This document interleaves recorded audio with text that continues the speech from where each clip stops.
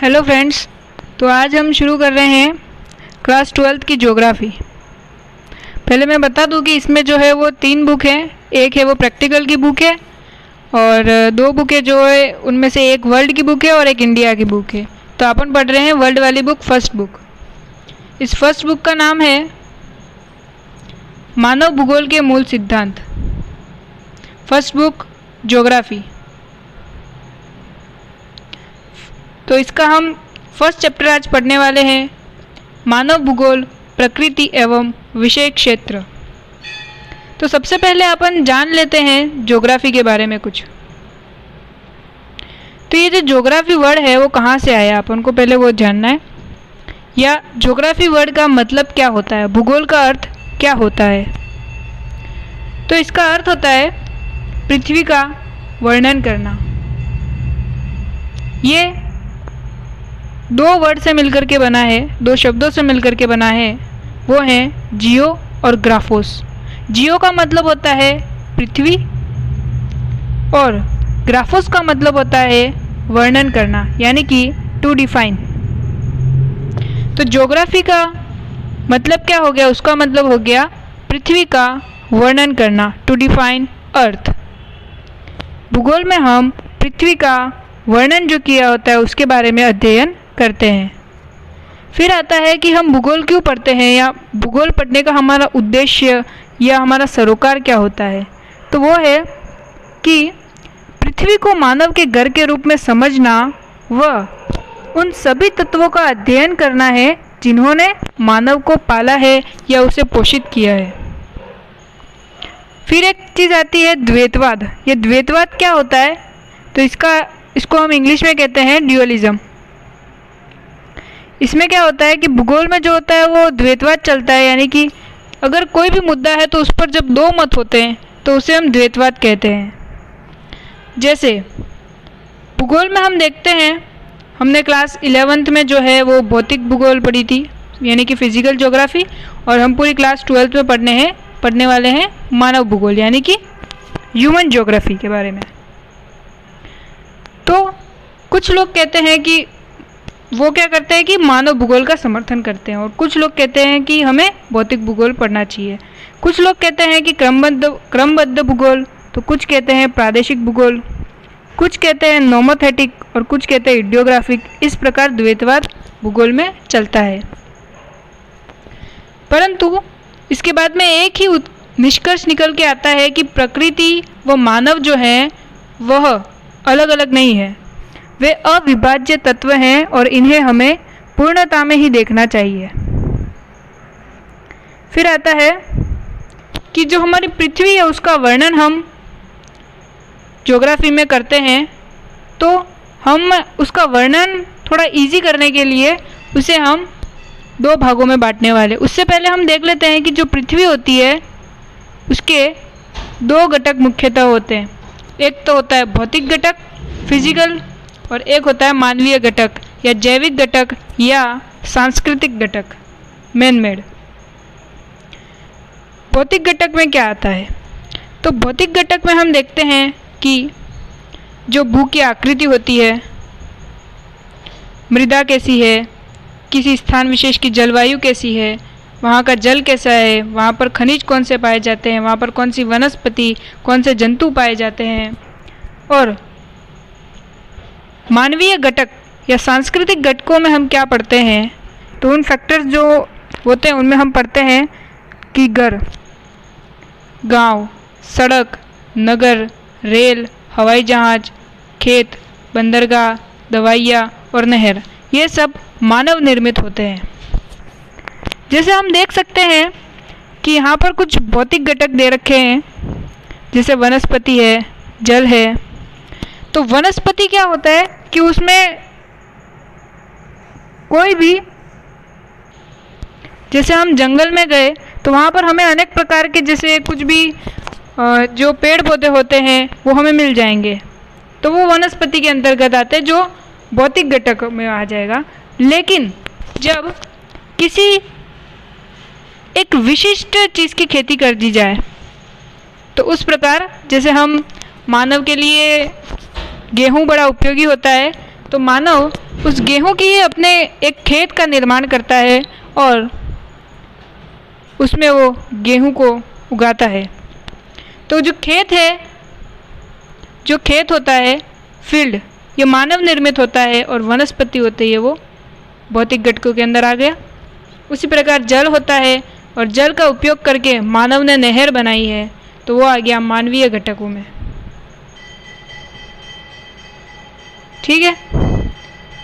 फिर आता है कि जो भूगोल है उन्हें हम, जैसे पृथ्वी को हमने 2 घटकों में बांटा था, तो भूगोल को हम 2 शाखाओं में इसी आधार पर बांटेंगे और वो शाखाएं कौन सी हो जाएंगी, तो वो शाखाएं हो जाएंगी भौतिक भूगोल और मानव भूगोल। इसे हम क्लास 11th में जो है वो पढ़ चुके हैं और इसे हम क्लास 12th में पढ़ने वाले हैं। इसकी जो दोनों बुक्स है 12th में वो मानव भूगोल की ही है। एक में विश्व के बारे में दे रखा है तो दूसरे में भारत के बारे में वर्णन है। भौतिक भूगोल में हमने क्लास 12th में क्या पढ़ा, तो उसमें हमने पढ़ा कि जो भौतिक वातावरण है हमने उसका अध्ययन किया।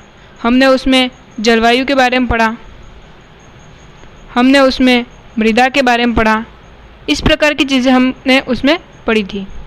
लेकिन अब हम क्लास 12th में मानव भूगोल पढ़ेंगे और मानव भूगोल में हम भौतिक पर्यावरण के साथ मानवीय घटक इन्हें पढ़ेंगे। इसके अंदर हम पढ़ने वाले हैं जनसंख्या के बारे में,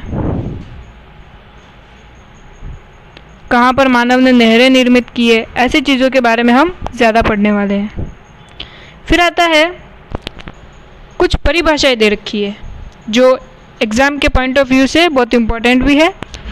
3 परिभाषाएं अपनी किताब में दे रखी है।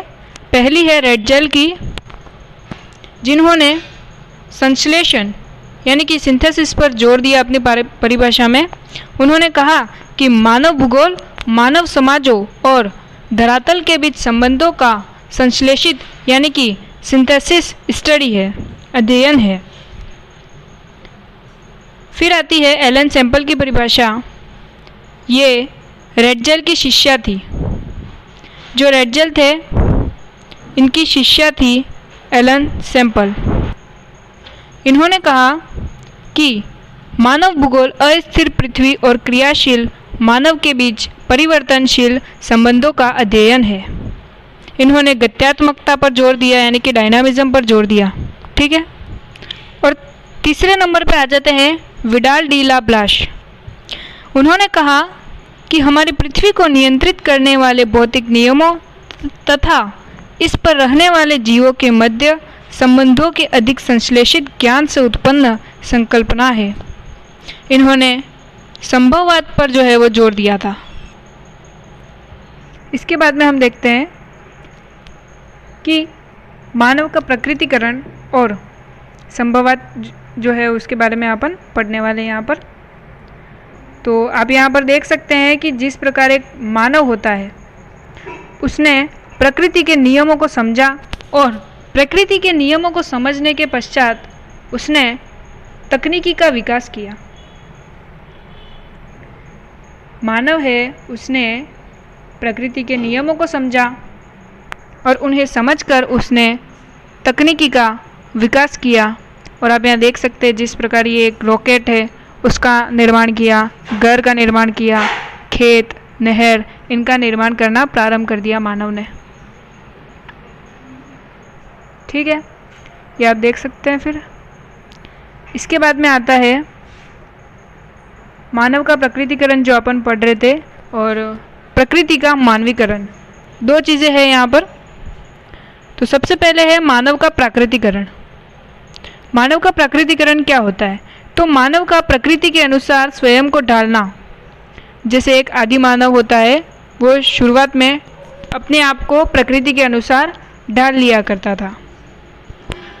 फिर आता है प्रकृति का मानवीकरण। इसमें क्या होता है कि जो मानव होता है वह प्रकृति से बड़ा स्वयं को समझने लगता है और उस भूल में वह मानव का तकनीकी अपनाकर प्रकृति को अपने अनुसार ढाल लेना ही प्रकृति का मानवीकरण कहलाता है, और जिसे हमने कहा था संभववाद। और मानव का प्राकृतिकरण जो है उसे हम कहते हैं पर्यावरणीय निश्चयवाद। तो पर्यावरणीय निश्चयवाद जो है इसमें मानव द्वारा अनुकूलन किया जाता है, एडेप्टेशन किया जाता है। जो भी चीज़ें हैं प्रकृति द्वारा उसे वो एडेप्ट करने की कोशिश करता है। जबकि संभववाद में उल्टा है, उसमें वह चीज़ों का रूपांतरण कर देता है। जैसे वनस्पति थी, उसे बदलकर उसने खेत बनाया मानव ने। जल है, उसका उपयोग करके उसने नहर बना दी। इस प्रकार उसका रूपांतरण करता है वो। भौतिक घटकों का रूपांतरण कर दिया संभववाद के द्वारा। ठीक है। फिर आता है संभववाद, उस विचारधारा का नाम है संभववाद के द्वारा, ऐसा नहीं कहेंगे वैसे। फिर आता है ग्रिफिथ टेलर का मध्य मार्ग। कुछ चीज़ों में मानव द्वारा अनुकूलन किया गया, जिसे हमने एडेप्टेशन कहा है, और रूपांतरण यानी कि कन्वर्जन। लेकिन ग्रिफिथ टेलर ने एक मध्य मार्ग दिया। वो मध्य मार्ग था नव निश्चयवाद। उसे हमने क्या कहा? नव निश्चयवाद, जिसमें मानव द्वारा न तो अनुकूलन किया जाता है और न सिर्फ रूपांतरण किया जाता है, बल्कि इसमें अनुकूलन और रूपांतरण दोनों ही किए जाते हैं। इसमें समायोजन होता है। इसे हम रुको व जाओ निश्चयवाद भी कहते हैं। इसमें क्या होता है कि प्रकृति का और मानव के बीच, दोनों के बीच में समन्वय स्थापित होता है।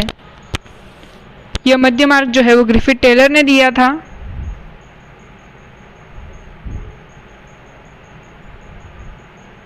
अब देख सकते हैं ग्रिफिथ टेलर ने ये दिया था। फिर है कि मानव भूगोल जो है उसका क्रमिक विकास होता गया धीरे धीरे। कई सारी विचारधाराएं आई।